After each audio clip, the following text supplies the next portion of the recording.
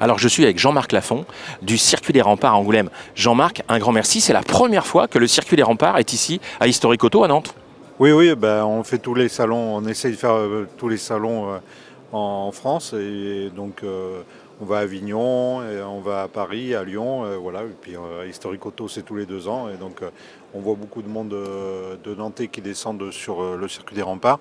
Donc, c'est important qu'on soit présent. Et je remercie toute l'organisation aussi, Charles et toute son équipe qui nous ont bien aidés pour mettre en place ce stand.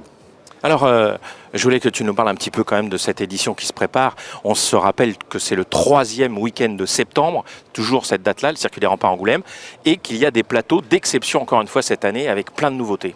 Enfin, des nouveautés pour des anciennes, c'est rigolo. Oui, voilà, donc il y a de nouveau ce qui a été oublié, comme, comme pour un célèbre slogan.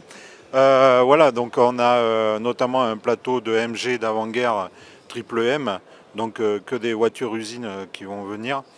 On a un plateau aussi, on fait un hommage à Riley, donc un plateau exclusivement de Riley. On a en démonstration, on aura également un plateau avec les ATF. Il faut savoir que l'association des tricycles caristes de France, donc les ATF, donc c'est des Darmon, des Morgan, c'est des voitures à 3 roues des années 20. L'association a été créée à Angoulême à l'époque. Donc voilà, donc c'est un bel hommage de revenir ici. Ça a été créé en 90, je crois, l'association.